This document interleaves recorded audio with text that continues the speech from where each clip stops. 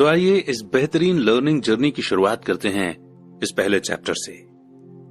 Rich dad poor dad Robert Kiyosaki के अनुसार किस्म के इन्वेस्टर को यह पता होना चाहिए कि कैपिटल किस तरह से जुटाया जाए और बिना बैंक जाए कितने तरीकों से पैसा जुटाया जा सकता है। मैंने सीखा है कि बिना बैंक की मदद लिए घर कैसे खरीदे जा सकते हैं। घर खरीदना जरूरी नहीं है, पर पैसा इकट्ठा करना एक इम्पोर्टेंट आर्ट है। अक्सर मैं लोगों को ये कहते सुनता हूं कि बैंक मुझे कर्ज नहीं दे रहा है या मेरे पास खरीदने के लिए पैसे नहीं है। अगर आप दूसरे किस्म के इन्वेस्टर बनना चाहते हैं तो आपको ये सीखने की जरूरत है, क्योंकि इसी कारण ज्यादातर लोगों की प्लानिंग ठप हो जाती है। दूसरे शब्दों में, ज्यादातर लोग सिर्फ इसलिए डील नहीं कर पाते क्योंकि उनके पास पैसा नहीं होता। अगर आप इस बाधा को पार कर सकते हैं तो आप ऐसे लोगों से मीलों आगे होंगे जिन्होंने इन स्किल्स को नहीं सीखा। ऐसे कई मौके आए हैं जब मैंने घर या स्टॉक या अपार्टमेंट बिल्डिंग को खरीदा है, जबकि मेरे बैंक में एक पैसा भी नहीं था। मैंने एक अपार्टमेंट हाउस को 12 लाख में खरीदा। मैंने इसके लिए कॉन्ट्रैक्ट किया जो कि बायर और सेलर के बीच में रिटर्न कॉन्ट्रैक्ट था। फिर मैंने 1 लाख का डिपॉजिट इकट्ठा किया, जिससे मुझे बाकी पैसे को जुटाने के लिए 90 दिन की मोहलत मिल गई। मैंने ऐसा क्यों किया? क्योंकि मैं जानता था कि इसकी असली कीमत 20 लाख थी। मैंने इस पैसे को कभी भी नहीं जुटाया। इसके बजाय जिस आदमी ने मुझे 1 लाख दिए थे, उसने मुझे 50,000 रुपए भी दिए ताकि वो मेरी जगह पर आ जाए, और इस तरह वो मेरी जगह पर आ गया और मैं उस इन्वेस्टमेंट से बाहर निकल गया। इस काम में मेरे कुल 3 दिन लगे। एक बार फिर मैं ये कहना चाहता हूं कि आप क्या खरीदते हैं ये इंपॉर्टेंट नहीं है। इंपॉर्टेंट ये है कि आप कितना जानते हैं। इन्वेस्ट करना खरीदना नहीं होता है, ये नॉलेज है। 3, किस तरह स्मार्ट लोगों को ऑर्गेनाइज किया जाए। ऐसे लोग समझदार होते हैं जो या तो अपने से ज्यादा समझदार लोगों के साथ काम करते हैं या उन्हें काम पर रखते हैं। जब भी आपको सलाह की जरूरत हो तो ये पक्का कर लें कि आपका एडवाइजर समझदार हो। सीखने के लिए बहुत कुछ है और इसके इनाम भी बहुत अच्छे हो सकते हैं। अगर आप इन स्किल्स को नहीं सीखना चाहते हैं तो आपको पहली तरह का इन्वेस्टर बनने की सलाह दी जाती है। आप जो जानते हैं वही आपका सबसे बड़ा कैपिटल है। आप जो नहीं जानते वही आपका सबसे बड़ा रिस्क है। रिस्क तो हमेशा रहता है, इसलिए इससे बचने के बजाय इसे मैनेज करना सीखें। और इसी के साथ अब हम शुरुआत करेंगे चैप्टर 7 एंड लेसन 6 को सीखने के लिए, जो ये कहता है सीखने के लिए काम करें, पैसे के लिए काम न करें। 1995 में मैंने सिंगापुर के एक न्यूज़पेपर में एक इंटरव्यू दिया। एक यंग फीमेल रिपोर्टर समय पर पहुंच गई थी और इंटरव्यू तुरंत शुरू हो गया। हम एक आलीशान होटल की लॉबी में कॉफी की चुस्कियां ले रहे थे और मेरी सिंगापुर ट्रिप के मकसद पर चर्चा कर रहे थे। मैं प्लेटफॉर्म पर जिग जिगलर के साथ बैठने वाला था। वे इंस्पिरेशन पर चर्चा करने वाले थे और मैं अमीरों के सीक्रेट पर बोलने वाला था। एक दिन मैं भी आपकी तरह बेस्ट सेलिंग ऑथर बनना चाहती हूं, उस लेडी ने कहा। मैंने उसके कई आर्टिकल पढ़े थे और मैं उनसे इंप्रेस हुआ था। उसकी राइटिंग स्टाइल दमदार और क्लियर थी। उसके आर्टिकल्स में रीडर्स में इंटरेस्ट जगाने की काबिलियत थी। आपकी राइटिंग स्टाइल बहुत बढ़िया है, मैंने जवाब में कहा। कौन सी चीज आपको आपके सपनों को हकीकत में बदलने से रोक रही है? मेरा किया हुआ काम कभी बिकता नहीं, उसने शांति से कहा। हर आदमी कहता है कि मेरे नॉवल बढ़िया हैं, पर होता कुछ नहीं। इसलिए मैं न्यूज़पेपर के लिए काम कर रही हूं। कम से कम इससे मेरा खर्चा तो चल जाता है। क्या आप इस बारे में कोई सुझाव देना चाहेंगे? जी बिल्कुल, मैंने उत्साह से कहा। सिंगापुर में मेरा दोस्त है। वो एक स्कूल चलाता है जहां लोगों को सेल्स से जुड़ी ट्रेनिंग दी जाती है। वो सिंगापुर के कई टॉप कॉर्पोरेशंस के लिए सेल्स ट्रेनिंग कोर्स चलाता है और मैं समझता हूं कि उसके कोर्स में शामिल होने से आपका करियर बहुत ज्यादा डेवलप हो जाएगा। इतना सुनते ही वो गुस्से में आ गई। आप ये कहना चाहते हैं कि सेल्स सीखने के लिए मुझे स्कूल जाना पड़ेगा? मैंने सहमति में सिर हिलाया। आप सचमुच ऐसा कह रहे हैं या मजाक कर रहे हैं? मैंने एक बार फिर सहमति में सिर हिलाया। इसमें गलत क्या है? मैं अब अपने शब्द वापस लेना चाहता था। उसे मेरी किसी बात से बुरा लग गया था और अब मैं सोच रहा था कि कितना अच्छा होता कि मैंने उसे कोई सुझाव नहीं दिया होता। उसकी मदद करने की कोशिश में अब मैं खुद के सुझाव की रक्षा करते नजर आ रहा था। मेरे पास इंग्लिश लिटरेचर में मास्टर्स डिग्री है। मैं सेल्समैन बनने के लिए स्कूल क्यों जाऊं? मैं एक प्रोफेशनल हूं। मैं एक प्रोफेशन में ट्रेनिंग लेने के लिए स्कूल गई थी ताकि मुझे सेल्समैन न बनना पड़े। मैं सेल्समैन से नफरत करती हूं। उन्हें सिर्फ पैसा चाहिए होता है। तो आप मुझे बताएं कि मैं सेल्स की स्टडी क्यों करूं? अब वो अपना ब्रीफकेस ताकत से बंद कर रही थी। इंटरव्यू खत्म हो गया था। कॉफी टेबल पर मेरी एक बेस्ट सेलिंग बुक रखी हुई थी। मैंने उसे उठाया और उस लेडी द्वारा लिखे गए नोट्स को अपने दूसरे हाथ में रखा।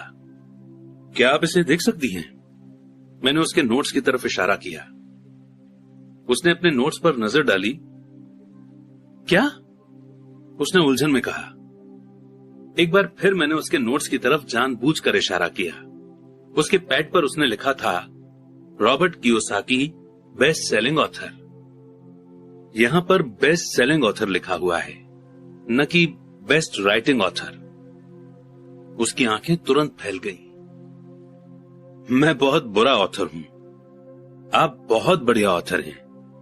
मैं सेल्स स्कूल गया हूं, आपके पास मास्टर्स डिग्री है। दोनों को इकट्ठा कर लें और आप एक बेस्ट सेलिंग ऑथर और एक बेस्ट राइटिंग ऑथर बन सकती हैं। उसकी आंखों में गुस्सा था। मैं कभी इतना नीचे नहीं गिरूंगी कि सेल्स सीखने के लिए ट्रेनिंग लूं। आप जैसे लोगों को तो लिखना ही नहीं चाहिए। मैं एक प्रोफेशनल राइटर हूं और आप एक सेल्समैन हैं। यह सही नहीं है। उसने अपने बाकी के नोट्स भी समेट लिए और वो सिंगापुर की उस नम सुबह में तेजी से बाहर निकल गई। कम से कम अगले दिन उसने मुझे एक अच्छा कवरेज दिया। दुनिया स्मार्ट, गुणी, पढ़े लिखे और टैलेंटेड लोगों से भरी हुई है। हम उनसे हर दिन मिलते हैं, वे हमारे चारों तरफ हैं। कुछ दिन पहले मेरी कार में कुछ गड़बड़ आ गई थी। मैं एक गैरेज गया और एक यंग मैकेनिक ने उसे मिनटों में ही ठीक कर दिया। इंजन की आवाज सुनकर ही उसे समझ में आ गया था कि गड़बड़ कहां थी। मैं हैरान था। दुखद सच तो यह है कि टैलेंट ही काफी नहीं होता। मुझे लगातार ये देख देख कर झटका लगता है कि टैलेंटेड लोग कितना कम कमा पाते हैं। मैंने अभी हाल ही में सुना है कि 5% से भी कम इंडियन एक साल में 12 लाख से ज्यादा कमा पाते हैं। मैं ऐसे टैलेंटेड और वेल एजुकेटेड लोगों से मिला हूं जो एक साल में 5 लाख रुपए से भी कम कमा पाते हैं। मेडिकल बिजनेस में एक्सपर्टीज रखने वाला एक प्रोफेशनल कंसल्टेंट मुझे बता रहा था कि कितने डॉक्टर, डेंटिस्ट और दूसरे लोग पैसे की प्रॉब्लम से जूझ रहे हैं। और मेरी सोच ये थी कि एक बार डॉक्टर बनने के बाद तो पैसा उनके घर बरसने लगता होगा। इस कंसल्टेंट ने मुझे एक बढ़िया बात कही। वो बड़ी दौलत से सिर्फ एक स्किल दूर है। इस लाइन का मतलब यह है कि ज्यादातर लोगों को सिर्फ एक और स्किल सीखने की जरूरत होती है और इसके बाद उनकी इनकम अपने आप बहुत ज्यादा बढ़ जाएगी। मैं ये पहले ही बता चुका हूं कि financial intelligence, accounting, investment, marketing और लॉ का कॉम्बिनेशन है। इन 4 टेक्निकल स्किल्स को मिला दें और पैसे से पैसा बनाना ज्यादा आसान हो जाएगा। जब पैसे की बात आती है तो ज्यादातर लोगों में सिर्फ ज्यादा कड़ी मेहनत करने की एबिलिटी होती है। स्किल्स के कॉम्बिनेशन का एक अच्छा एग्जाम्पल न्यूज़पेपर की उस रिपोर्टर का है। अगर वो सेल्स और मार्केटिंग के फील्ड में स्किल हासिल कर ले तो उसकी इनकम हवा से बातें कर सकती है। अगर मैं उसकी जगह होता तो मैं एडवर्टाइज, कॉपीराइटिंग और सेल्स के कोर्स में शामिल हो जाता। फिर न्यूज़पेपर में काम करने के बजाय मैंने किसी एडवर्टाइजिंग एजेंसी में जॉब खोजी होती, चाहे इस काम में सैलरी कम भी मिलती। पर इससे वो ये सीख जाती कि सक्सेसफुल एडवर्टाइजिंग में यूज होने वाले शॉर्टकट का इस्तेमाल किस तरह होता है। उसे अपना कुछ समय पब्लिक रिलेशन में भी देना होता है, जो एक इम्पोर्टेंट स्किल है। वो ये भी सीखती कि फ्री पब्लिसिटी में किस तरह लाखों रुपए कमाए जाते हैं। फिर रातों और वीकेंड्स में वो अपना नॉवेल पूरा कर सकती थी। जब वो पूरा हो जाता तो वो अपनी बुक को बेचने के लिए ज्यादा अच्छी सिचुएशन में होती। फिर कुछ ही समय में वो एक बेस्ट सेलिंग ऑथर हो सकती थी।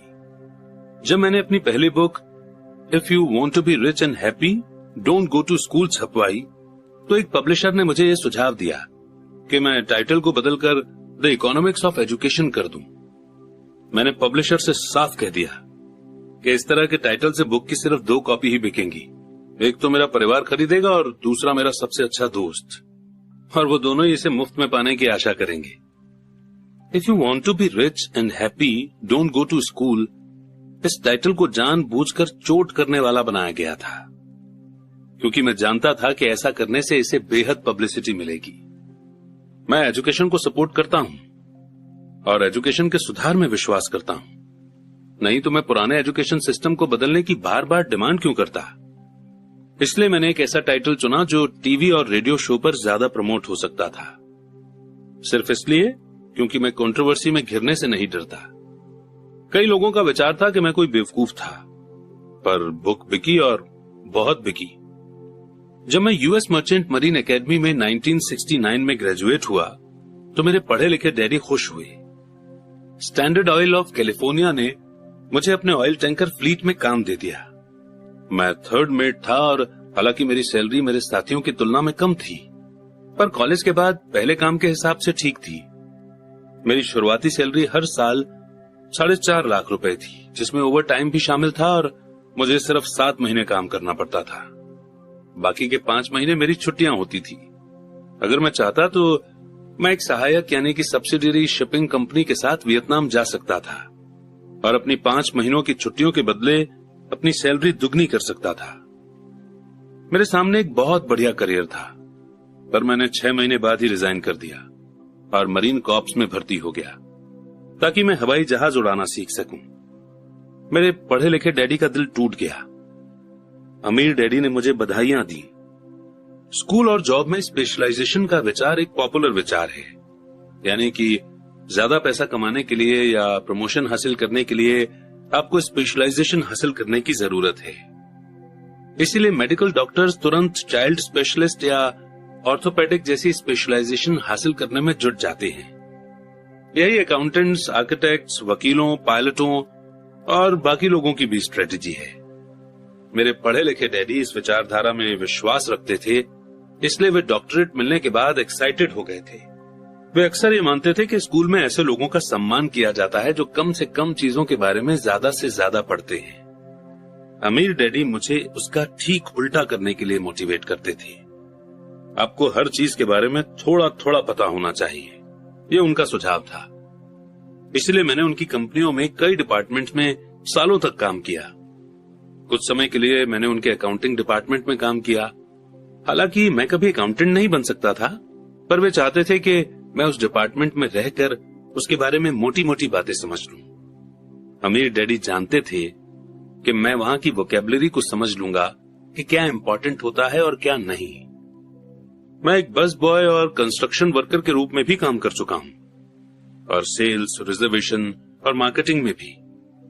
वे मुझे और माइक को सीढ़ी दर सीढ़ी सिखा रहे थे, इसलिए वे चाहते थे कि हम लोग उनके बैंकर, वकील, अकाउंटेंट और ब्रोकर के साथ मीटिंग में हिस्सा लें। वे चाहते थे कि हम लोग उनके अंपायर के हर पहलू के बारे में थोड़ी थोड़ी जानकारी रखें। जब मैंने स्टैंडर्ड ऑयल की अच्छी सैलरी वाली जॉब छोड़ी तो मेरे पढ़े लिखे डैडी ने मुझसे दिल खोलकर बातें की। उन्हें कुछ समझ में नहीं आ रहा था। वे मेरे फैसले के पीछे के कारण को नहीं समझ पा रहे थे, क्योंकि जिस जॉब को मैंने छोड़ा था उसमें सैलरी अच्छी थी, बेनिफिट्स बहुत अच्छे थे, खाली समय भी बहुत मिलता था और प्रमोशन के भी बहुत अच्छे मौके थे। जब एक शाम उन्होंने मुझसे पूछा कि तुमने जॉब क्यों छोड़ दी, तो मेरे लाख कोशिश करने के बाद भी मैं उन्हें इसका कारण नहीं समझा सका। मेरे तर्क उनके तर्क के दायरे में फिट नहीं हो पा रहे थे। प्रॉब्लम यह थी कि मेरा तर्क मेरे अमीर डैडी का तर्क था। मेरे पढ़े लिखे डैडी के लिए जॉब की सिक्योरिटी ही सब कुछ थी, जबकि मेरे अमीर डैडी के लिए सीखना ही सब कुछ था। पढ़े लिखे डैडी का मानना था कि मैं शिप का ऑफिसर बनने की एजुकेशन लेने के लिए स्कूल गया था, जबकि अमीर डैडी जानते थे कि मैं इंटरनेशनल बिजनेस को स्टडी करने के लिए स्कूल गया था। तो एक स्टूडेंट की तरह मैं सदर ईस्ट और साउथ पैसिफिक जाने वाले जहाजों पर, ऑयल टैंकरों और पैसेंजर जहाजों पर काम करता रहा। अमीर डैडी इस बात पर जोर देते थे कि मैं यूरोप की तरफ जाने वाले जहाजों के बजाय पैसिफिक ओशियन पर अपना ध्यान फोकस करूं, क्योंकि भविष्य के देश एशिया में हैं, यूरोप में नहीं। जबकि मेरे ज्यादातर क्लासमेट्स, जिनमें माइक भी शामिल था, अपने घरों पर पार्टी और मौज मस्ती करते थे। तब मैं Japan, Taiwan, Thailand, Singapore, Hong Kong, Vietnam, Korea और फिलीपींस में बिजनेस लोगों और बिजनेस करने के स्टाइल और कल्चर के बारे में जान रहा था। मैं भी पार्टी कर रहा होता था, पर अपने घर पर नहीं। मेरी नॉलेज बहुत तेजी से बढ़ रही थी। पढ़े लिखे डैडी कभी नहीं समझ सके कि मैंने ये जॉब क्यों छोड़ी और इसके बाद मरीन कॉर्प्स में क्यों शामिल हुआ। मैंने उन्हें बता दिया कि मैं जहाज उड़ाना सीखना चाहता हूं, पर असल में मैं ट्रूप का लीडर बनना सीखना चाहता था। अमीर डैडी ने मुझे बता रखा था कि कंपनी चलाने का सबसे मुश्किल काम था लोगों से काम लेना। उन्होंने 3 साल तक आर्मी में काम किया था। मेरे पढ़े लिखे डैडी ने ऐसा कभी नहीं किया था। अमीर डैडी ने मुझे बताया कि खतरनाक सिचुएशन में किस तरह लोगों को लीड किया जाए। जो चीज तुम्हें अगली सीखनी चाहिए वो है लीडरशिप। उन्होंने कहा, अगर आप एक अच्छे लीडर नहीं हैं तो आप पर पीछे से भी गोली चलाई जा सकती है, जैसा बिजनेस में किया जाता है। 1973 में वियतनाम से लौटने पर मैंने कमीशन से इस्तीफा दे दिया। हालांकि मैं हवाई जहाज उड़ाना पसंद करता था, मैं जेरोक्स कंपनी में काम करने लगा। मैंने इसमें एक वजह से जॉब की थी। मैं एक शर्मीला आदमी था और सेल्स का आइडिया मुझे दुनिया का सबसे डरावना टॉपिक लगता था। जेरोक्स अमेरिका में सेल्स ट्रेनिंग प्रोग्राम में बहुत बढ़िया कंपनी मानी जाती थी। अमीर डैडी को मुझ पर गर्व था। मेरे पढ़े लिखे डैडी को मुझ पर शर्म आती थी। एक इंटेलेक्चुअल होने के नाते वे सोचते थे कि सेल्समैन उनके नीचे के लेवल के होते हैं। मैंने जेरोक्स में 4 साल तक काम किया, जब तक कि मुझे दरवाजे खटखटाने और रिजेक्ट कर दिए जाने के डर से आजादी नहीं मिल गई। एक बार मैं कंपनी के टॉप 5 बेस्ट सेल्समैन में आने लगा तो मैंने एक बार फिर इस्तीफा दे दिया और आगे बढ़ गया। एक बार फिर से मैंने एक अच्छी खासी कंपनी के साथ अपना बढ़िया करियर छोड़ दिया था। 1977 में मैंने अपनी पहली कंपनी खोली। अमीर डैडी ने मुझे और माइक को कंपनियां चलाने की ट्रेनिंग दे रखी थी, तो अब मुझे उन्हें एस्टेब्लिश करना ही सीखना था। मेरा पहला प्रोडक्ट था नायलॉन और वेलक्रो का वॉलेट, जो फार ईस्ट में बनता था और समुद्री जहाज से न्यूयॉर्क में एक वेयर हाउस तक आता था। मेरी फॉर्मल एजुकेशन पूरी हो चुकी थी और अब मेरे स्किल्स को टेस्ट करने का समय आ गया था।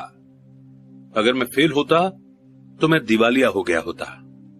अमीर डैडी का मानना था कि 30 साल के पहले ही दिवालिया होना सबसे अच्छा होता है, आपके पास संभलने का मौका होता है। उनकी सलाह थी। मेरे 30वें जन्मदिन की शाम को मेरा पहला शिपमेंट कोरिया से न्यूयॉर्क के लिए रवाना हुआ। आज मैं इंटरनेशनल लेवल पर बिजनेस करता हूं और जैसे मेरे अमीर डैडी मुझे एनकरेज किया करते थे, मैं डेवलपिंग कंट्रीज पर फोकस करता हूं। आज मेरी इन्वेस्टमेंट कंपनी दक्षिण अमेरिका, एशिया, नॉर्वे और रूस में इन्वेस्ट करती है। एक कहावत है, जॉब एक शॉर्ट फॉर्म है जस्ट ओवर ब्रोक का, और दुर्भाग्य से ये करोड़ों लोगों के लिए सही साबित होता है, क्योंकि स्कूल ये नहीं समझाता कि फाइनेंशियल बुद्धि भी बुद्धि का ही एक रूप है। इसलिए ज्यादातर एम्प्लॉय या मजदूर अपने साधनों के अंदर रह रहे हैं।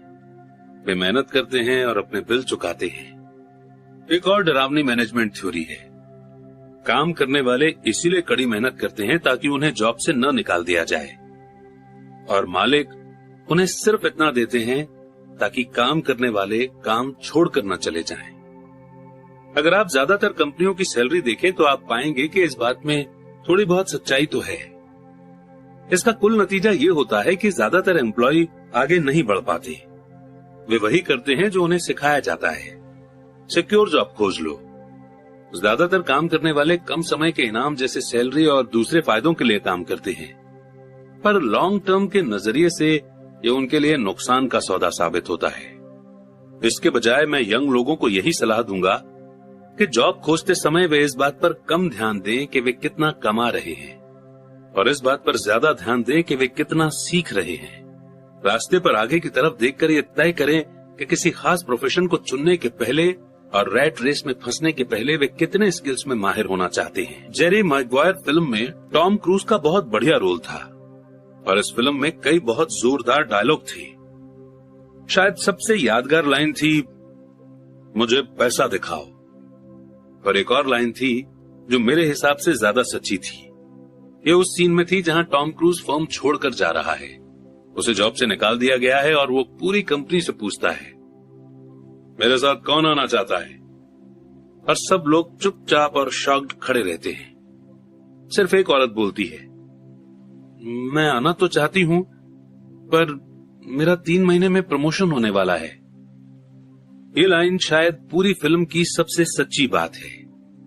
ये उस तरह का स्टेटमेंट है जो बिल चुकाने के लिए मेहनत करने वाले लोग हमेशा इस्तेमाल करते हैं। मैं जानता हूं कि मेरे पढ़े लिखे डैडी हर साल सैलरी बढ़ने की आशा लगाए रखते थे, और हर साल उन्हें निराशा होती थी। इसलिए वे फिर से स्कूल जाकर और ज्यादा क्वालिफिकेशन हासिल करते थे ताकि उन्हें एक और सैलरी इंक्रीमेंट मिल सके।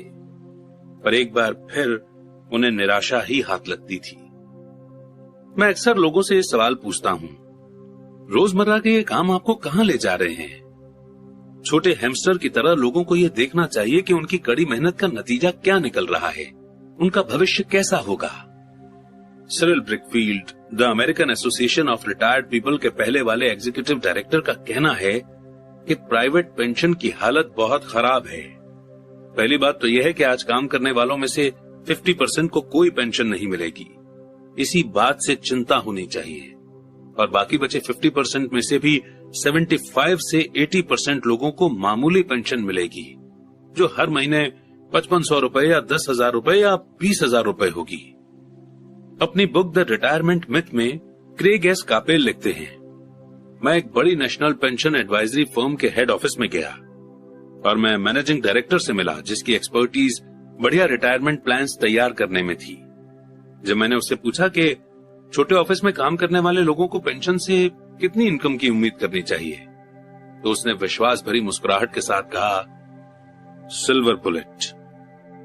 Silver bullet? इसका क्या मतलब होता है? मैंने पूछा। उसने अपने कंधे उचकाए। अगर बुजुर्गों को ये लगता है कि बुढ़ापे में उनके पास जिंदा रहने के लिए काफी पैसे नहीं हैं, तो वे अपने आप को गोली मार सकते हैं। कार्पल इसके बाद पुराने रिटायरमेंट प्लान और ज्यादा खतरनाक नए 401 के प्लान में फर्क को क्लियर करते हैं। ज्यादातर काम करने वालों के लिए ये कोई सुखद तस्वीर नहीं है। और ये तो ही रिटायरमेंट की बात। जब इस तस्वीर में मेडिकल फीस और long term nursing home facility को जोड़ा जाता है, तो तस्वीर डरावनी हो जाती है। उनकी 1995 की बुक में वे बताते हैं कि नर्सिंग होम की फीस हर साल 30 लाख से 50 लाख डॉलर है। और अगर हम इंडिया की बात करें तो अमेरिका और इंडिया में दोनों जगह गवर्नमेंट ऑफिशियल्स को पेंशन बंद है। वहां पर 401 के प्लान है और इंडिया में एनपीएस यानी कि न्यू पेंशन स्कीम है, जिसका मतलब है कि हर महीने हम और हमारे एम्प्लॉयर पैसे जोड़ेंगे, जो कि किसी म्यूचुअल फंड में रखे जाएंगे ग्रो करने के लिए, और रिटायरमेंट पर हम वो पैसे ले सकते हैं। अगर हम ज्यादा जी लिए और हमारे पैसे खर्च हो गए, तो आप ठीक समझे, हम जब बुढ़े होंगे और हमें पैसों की सबसे ज्यादा जरूरत होगी, उसी वक्त हमारे पास पैसे नहीं होंगे। आज भी सोशलिस्ट मेडिकल ट्रीटमेंट वाले देशों के कई अस्पतालों में कई कड़े फैसले लेने होते हैं, जैसे कौन जिएगा और कौन मरेगा। वे ये फैसले सिर्फ और सिर्फ इसी आधार पर लेते हैं कि उनके पास कितना पैसा है और मरीज कितने बूढ़े हैं। अगर मरीज बूढ़ा है तो वे अक्सर मेडिकल केयर को किसी जवान आदमी को दे देते हैं। बूढ़ा गरीब मरीज लाइन में सबसे पीछे खड़ा रहता है। तो जिस तरह अमीर लोग बेहतर एजुकेशन हासिल कर सकते हैं, उसी तरह अमीर लोग अपने आप को जिंदा भी रख सकते हैं, जबकि जिनके पास दौलत नहीं है वे मर जाएंगे। तो मैं हैरान हो जाता हूं कि क्या एम्प्लॉइज भविष्य में देख पा रहे हैं? क्या उनकी आंखें सिर्फ उनकी अगली सैलरी तक ही जाती हैं और वे अपने आप से कभी आने वाले भविष्य के बारे में सवाल ही नहीं करते? जब मैं ज्यादा पैसा कमाने की इच्छा रखने वाले नौजवानों के सामने बोलता हूं, तो हमेशा एक ही चीज की सलाह देता हूं। मैं ये सुझाव देता हूं कि वे अपने जीवन के बारे में एक लंबा नजरिया रखें। सिर्फ पैसे और सुरक्षा के लिए काम करने के बजाय जो फिलहाल जरूरी है, मैं सुझाव देता हूं कि वे एक और काम करने लगे जो इन्हें एक और स्किल सिखा दे। अगर वे सेल्स टेक्निक सीखना चाहते हैं, तो अक्सर मैं उनसे किसी नेटवर्क मार्केटिंग कंपनी में शामिल होने के लिए कहता हूं, जिसे मल्टी लेवल मार्केटिंग भी कहा जाता है। इनमें से कुछ कंपनियों के ट्रेनिंग प्रोग्राम बहुत बढ़िया होते हैं, जो लोगों के मन से झिझक और नाकामयाबी का डर निकाल देते हैं, जो लोगों के फेल होने का मेन कारण होते हैं। लंबे समय में एजुकेशन या नॉलेज पैसे से ज्यादा कीमती होती है। जब मैं ये सुझाव देता हूं तो अक्सर लोगों का जवाब होता है, पर इसमें झंझट बहुत है, या मैं सिर्फ वही करना चाहता हूं जिसमें मेरी रुचि है। इसमें बहुत झंझट है। इसके जवाब में मैं पूछता हूं, तो आप जिंदगी भर सिर्फ इसलिए काम करते रहेंगे ताकि आपकी इनकम में से 50% आप गवर्नमेंट को दे दें? दूसरा रिस्पॉन्स, मैं सिर्फ वही करना चाहता हूं जिसमें मेरी रुचि है। इसके जवाब में मैं ये कहता हूं कि मैं जिम जाने में बिल्कुल रुचि नहीं रखता, पर मैं वहां इसलिए जाता हूं ताकि मैं ज्यादा फिट हो सकूं और ज्यादा समय तक जिंदा रह सकूं। दुर्भाग्य से उस पुरानी कहावत में कुछ सच्चाई है। आप एक बूढ़े कुत्ते को नई चालबाजी नहीं सिखा सकते। जब तक कोई आदमी खुद को बदलने के लिए तैयार न हो, बदलना बहुत मुश्किल होता है। पर उन लोगों के लिए जो कुछ नया सीखने के विचार से मोटिवेट हो सकते हैं और जो राह पर खड़े हैं, मेरा सुझाव यही है, जिंदगी बहुत हद तक जिम जाने की तरह है। इसमें सबसे दर्द भरा हिस्सा वहां जाने का फैसला लेना है। एक बार जब आप ये फैसला कर लेते हैं तो बाकी सब आसान हो जाता है। ऐसे कई दिन आए हैं जब मैं जिम जाने के नाम से कांप जाता हूँ, पर एक बार जब मैं वहां पहुंच जाता हूँ और काम शुरू कर देता हूँ तो मुझे इसमें मजा आने लगता है। जब मैं वहां से निकलता हूँ तो मुझे हमेशा खुशी होती है कि मैं वहां गया था। अगर आप कुछ नया सीखने में दिलचस्पी नहीं रखते हैं और इसके बजाय आप अपने फील्ड में बहुत एक्सपर्टीज हासिल करने पर जोर देते हैं, तो ये पक्का कर लें कि जिस कंपनी के लिए आप काम करते हैं वहां यूनियन हो। लेबर यूनियन एक्सपर्ट्स की रक्षा के लिए ही बनाई जाती है। मेरे पढ़े लिखे डैडी जब गवर्नर की कृपा दृष्टि से दूर हो गए तो वे हवाई में टीचर्स यूनियन के प्रेसिडेंट हो गए। उन्होंने मुझे बताया कि ये उनके द्वारा किया गया सबसे मुश्किल काम था। मेरे अमीर डैडी ने दूसरी ओर जिंदगी भर ये कोशिश की कि उनकी कंपनियों में यूनियन न बन पाए। वे इसमें कामयाब हुए। हालांकि यूनियन काफी करीब आ गई थी, पर अमीर डैडी हमेशा उन्हें दूर रखने में कामयाब हो जाते थे। पर्सनली मैं किसी का पक्ष नहीं लेता, क्योंकि मुझे दोनों ही बातों में फायदे दिखते हैं और उनकी जरूरत दिखती है। अगर आप स्कूल के द्वारा दिखाए गए रास्ते पर चलते हैं, हाई एक्सपर्टीज हासिल करते हैं, तो फिर आप यूनियन की सुरक्षा में चले जाएं। एग्जाम्पल के लिए, अगर मैं अपने हवाई जहाज उड़ाने के करियर में गया होता तो मैंने एक ऐसी कंपनी पसंद की होती जिसकी पायलट यूनियन बहुत तगड़ी होती। क्यों? क्योंकि मेरी जिंदगी सिर्फ एक स्किल को सीखने के लिए समर्पित होती, जिसकी वैल्यू सिर्फ एक इंडस्ट्री में ही हो सकती थी। अगर मुझे उस इंडस्ट्री से निकाल दिया गया होता तो मेरे स्किल्स किसी दूसरे इंडस्ट्री में उतने काम के नहीं होते। अगर किसी सीनियर पायलट को निकाल दिया जाए जिसके पास 1 लाख घंटे का फ्लाइंग एक्सपीरियंस हो और जो हर साल $15 लाख कमा रहा हो, उसे स्कूल टीचिंग में इतनी ज्यादा कमाई वाली बराबरी की जॉब ढूंढने में बहुत दिक्कत आएगी।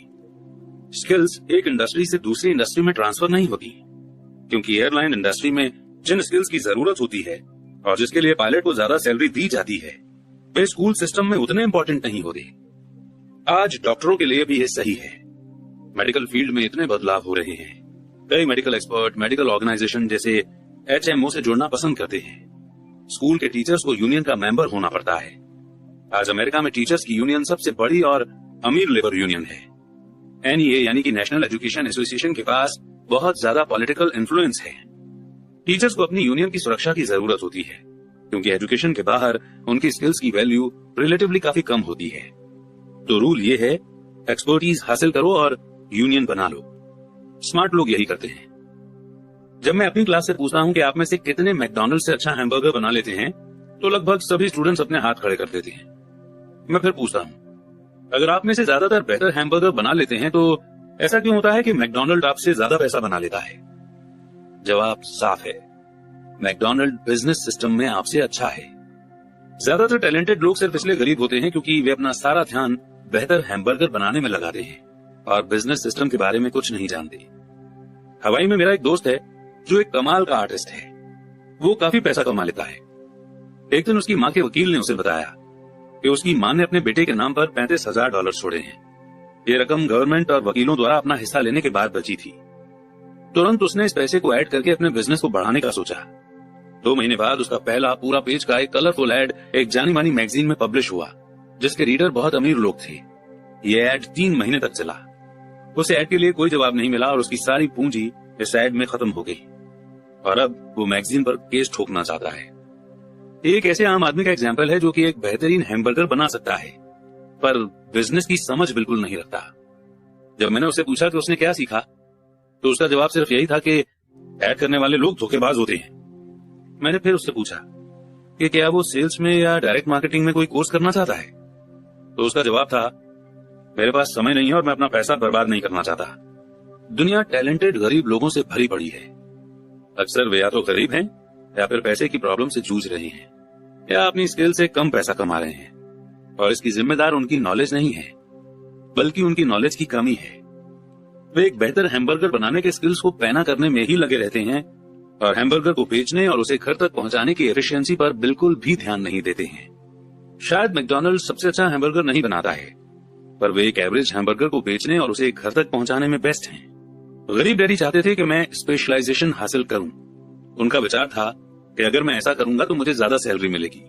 हालांकि उन्हें हवाई के गवर्नर ने साफ कह दिया था कि वे स्टेट गवर्नमेंट के लिए अब काम नहीं कर सकते। फिर भी मेरे पढ़े लिखे डैडी मुझे स्पेशलाइजेशन हासिल करने के लिए एनकरेज किया करते थे। मेरे पढ़े लिखे डैडी ने टीचर्स यूनियन का काम संभाल लिया था और वे हाईली एजुकेटेड और स्किल्ड प्रोफेशनल्स के लिए और ज्यादा सुरक्षा और फायदों के लिए कैंपेन छेड़ रहे थे। हम में इस बात पर काफी बहस हुई, पर मैं जानता हूं कि वे इस बात पर कभी सहमत नहीं हुए कि ज्यादा स्पेशलाइजेशन के कारण ही यूनियन की प्रोटेक्शन की जरूरत होती है। वे ये कभी नहीं समझ पाए कि आप जितनी ज्यादा स्पेशलाइजेशन हासिल कर लेते हैं उतने ही ज्यादा आप जाल में फंस जाते हैं और आप अपनी स्पेशलाइजेशन पर डिपेंडेंट हो जाते हैं। अमीर डैडी की सलाह यह थी कि माइक और मैं खुद को ग्रो करें। कई कॉर्पोरेशंस यही करते हैं। वे बिजनेस स्कूल के किसी यंग टैलेंटेड स्टूडेंट को चुन लेते हैं और फिर उस आदमी को इस तरह से डेवलप करते हैं ताकि एक दिन वो कंपनी की जिम्मेदारी संभाल सके। और ये यंग टैलेंटेड एम्प्लॉय किसी एक डिपार्टमेंट में एक्सपर्ट नहीं होते। वे बिजनेस सिस्टम के सभी पहलुओं की जानकारी के लिए इस डिपार्टमेंट से उस डिपार्टमेंट तक का काम करना सीखते हैं। अमीर लोग अक्सर अपने बच्चों या दूसरे के बच्चों को इसी तरह से डेवलप करते हैं। ऐसा करने से उनके बच्चों को बिजनेस का पूरा प्रोसेस अच्छी तरह से समझ आ जाता है और वे ये भी समझ जाते हैं कि किस तरह अलग अलग डिपार्टमेंट में तालमेल होता है।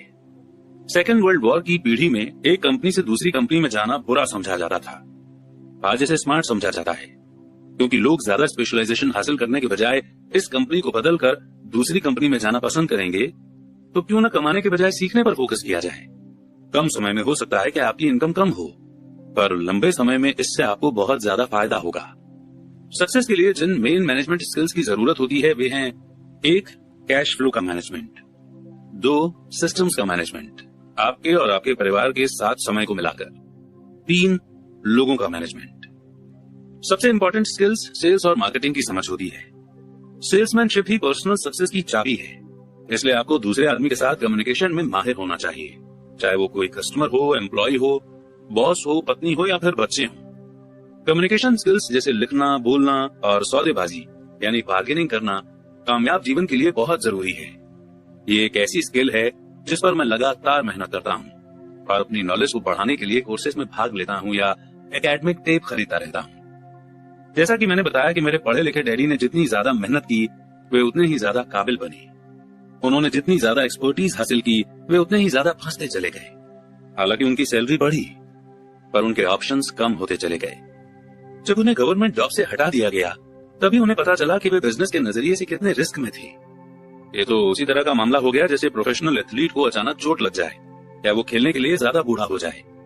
उनकी ऊंची सैलरी वाली सिचुएशन चली जाती है और वे अपनी लिमिटेड स्किल के सहारे जीवित रहते हैं। मैं सोचता हूँ कि इसलिए मेरे पढ़े लिखे डैडी बाद में यूनियनों के सपोर्टर बन गए थे। उन्होंने ये महसूस कर लिया था कि यूनियन ने उन्हें कितना ज्यादा फायदा दिलाया होता। अमीर डैडी माइक और मुझे सभी चीजों के बारे में थोड़ी थोड़ी जानकारी रखने के लिए मोटिवेट करते थे। वे हमें ऐसे लोगों के साथ काम करने के लिए एनकरेज करते थे जो हमसे ज्यादा स्मार्ट थे और वे ये भी चाहते थे कि हम स्मार्ट लोगों से एक टीम के रूप में काम करवाएं। आज इसे कोऑर्डिनेशन ऑफ प्रोफेशनल स्पेशलाइजेशन कहा जाएगा। आज मैं पुराने स्कूल टीचर से मिलता हूँ जो हर साल लाखों डॉलर कमा रहे हैं। वे इतना ज्यादा इसलिए कमा रहे हैं क्योंकि उनके पास अपने फील्ड की एक्सपर्ट स्किल्स के अलावा और भी स्किल्स हैं। वे सिखा भी सकते हैं और बेच भी सकते हैं और मार्केटिंग भी कर सकते हैं। सेल्स और मार्केटिंग की स्किल्स ज्यादातर लोगों को इसलिए मुश्किल लगती है क्योंकि इसमें नकारे जाने या अस्वीकार किए जाने का डर होता है। आप कम्युनिकेशन, बार्गेनिंग और रिजेक्ट किए जाने के डर का सामना करने में जितने बेहतर होंगे आपके लिए जिंदगी उतनी ही आसान होगी। जिस तरह मैंने न्यूज़पेपर की राइटर को सलाह दी थी जो बेस्ट सेलिंग ऑथर बनना चाहती थी, मैं हर किसी को वो सलाह देना चाहूंगा। टेक्निकल रूप से एक्सपर्टीज हासिल करने के कुछ मजबूत और कुछ कमजोर पहलू हैं। मेरे कुछ दोस्त हैं जो जीनियस हैं पर वे दूसरे लोगों के साथ इफेक्टिव तरीके से बात नहीं कर पाते और नतीजा ये है कि उनकी इनकम बहुत कम है। मैं उन्हें सलाह देता हूं कि वे 1 साल तक बेचने की कला यानी आर्ट ऑफ सेलिंग सीख लें। चाहे वे कुछ भी न कमाएं पर उनकी कम्युनिकेशन स्किल्स सुधर जाएंगी और ये अनमोल चीज है। अच्छे सीखने वाले, बेचने वाले और मार्केटिंग करने वाले इंसान होने के अलावा हमें अच्छा टीचर और अच्छा स्टूडेंट होने की भी जरूरत है। दरअसल अमीर होने के लिए आप में लेने के लिए साथ ही देने की काबिलियत भी होनी चाहिए। फाइनेंशियल या प्रोफेशनल स्ट्रगल के मामलों में देने और लेने में बहुत कमी देखी गई है। मैं ऐसे कई लोगों को जानता हूं जो सिर्फ इसलिए गरीब हैं क्योंकि वे न तो अच्छे स्टूडेंट हैं और न ही अच्छे टीचर हैं। मेरे दोनों डैडी उदार थे। दोनों ने पहले देने के प्रिंसिपल को फॉलो किया था। एजुकेशन देना उनके लिए एक तरीका था। जितना ज्यादा उन्होंने दिया उतना ही उन्हें मिला। पैसे देने के मामले में जरूर उन दोनों में फर्क था। मेरे अमीर डैडी ने बहुत सा पैसा दान दिया। उन्होंने अपने चर्च को दान दिया, समाज सेवी संस्थाओं को दान दिया और अपने फाउंडेशन को दान दिया। वे जानते थे कि पैसा हासिल करने के लिए पैसा देना होता है। पैसा देना ज्यादातर अमीर परिवारों का सीक्रेट है। इसीलिए रॉकफेलर फाउंडेशन और फोर्ड फाउंडेशन जैसे ऑर्गेनाइजेशंस काम कर रहे हैं। ये ऑर्गेनाइजेशन उनके पैसे को लेते हैं, उसे बढ़ाते हैं और लगातार देते रहते हैं। मेरे पढ़े लिखे डैडी हमेशा कहा करते थे, जब मेरे पास एक्स्ट्रा पैसा होगा मैं उसे दान में दूंगा। प्रॉब्लम ये थी कि उनके पास कभी एक्स्ट्रा पैसा आया ही नहीं, इसलिए वे ज्यादा पैसा कमाने के लिए ज्यादा मेहनत करते रहे और पैसे के सबसे इंपॉर्टेंट रूल को भूल गए, दो और आपको मिल जाएगा। इसके बजाय वे यकीन करते रहे कि लो और फिर दो। अंत में मैं यही कहना चाहता हूं कि मुझ पर दोनों डैडियों की छाप है। मेरा एक हिस्सा कट्टर कैपिटलिस्ट का है जो पैसे से पैसा कमाने के गेम को पसंद करता है।